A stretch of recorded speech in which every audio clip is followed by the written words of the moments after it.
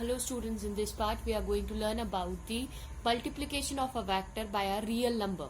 Suppose if we have to multiply one vector quantity with any of the real number, then what we are going to get? Obviously, when we are going to multiply a vector with any of a real number, then we will get a new vector whose magnitude is n times of the given vector. For example, we have taken here if n is equals to 2. Suppose we have taken any real number, that is 2. So if 2 is multiplied with a given vector, then the magnitude of a given vector is double or the twice of the given vector. But the direction of the vector is remain same as of the given vector. Why it is so? Because this is the condition where we have considered, suppose this is my vector A which is in this particular direction, and if I am going to multiply any real number 2 that is in the given direction, so its magnitude will only increase, so it will gives us 2a vector. Now the second case says if n is equals to minus 2. If suppose we have any number which have minus 2, then what will happen? In this case also the magnitude of a given vector will be doubled, but the direction of the given vector will be opposite of the direction of the vector A. Means what is the given direction of this vector? It will be opposite to that direction of this given vector. So we will obtain A is equals to minus of 2A. Third case, if we are going to multiply any vector with 0, then we will find out the null vector which have no sense of direction. It has no sense of direction. It has nothing to do with direction. So this is about the multiplication of a vector by a real number.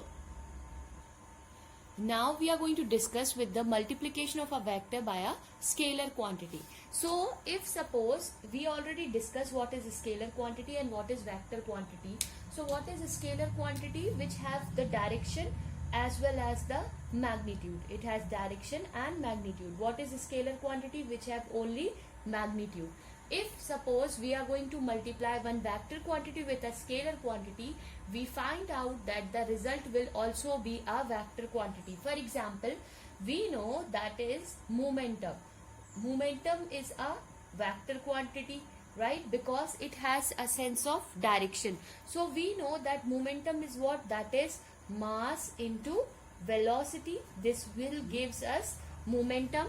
So here if you will see, mass is given, that is a scalar quantity.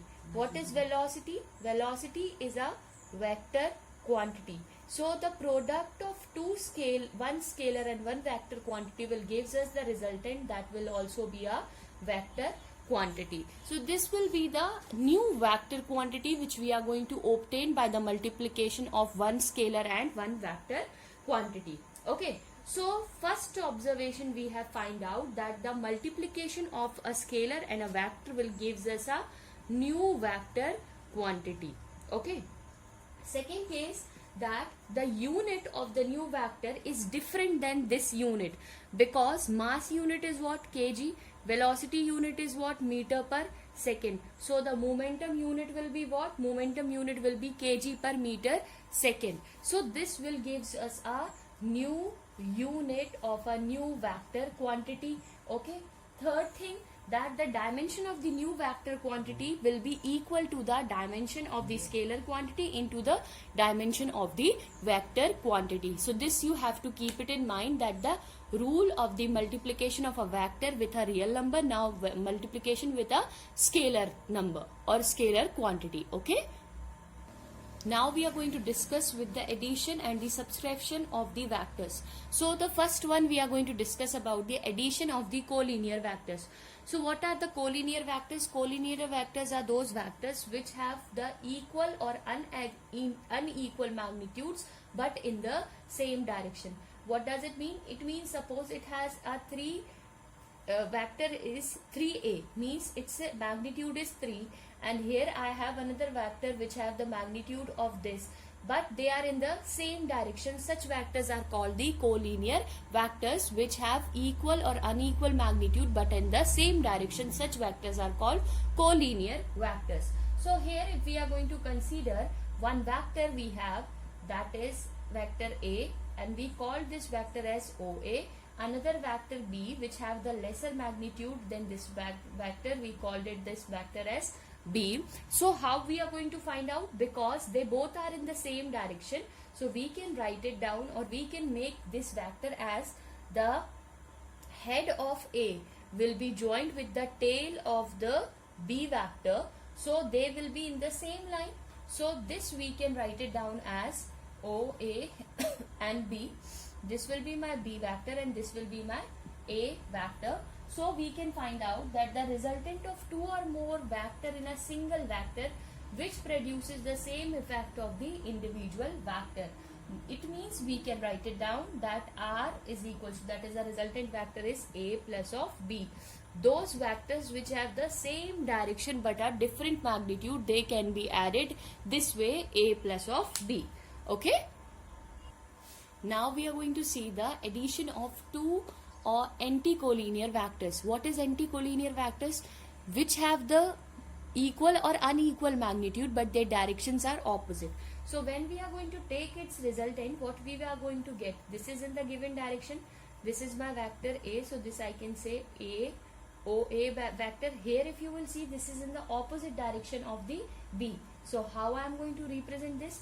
I will take this in the same manner, but I am going to add this vector as in the opposite direction of this. So I will be adding this here. This will be minus of B vector, because the same vector I have taken in the same direction but in the with the opposite sign. So what will be the resultant? Resultant will be A minus of B vector. So this is the answer, or this way we are going to add two vectors which is in the same direction or in the opposite direction.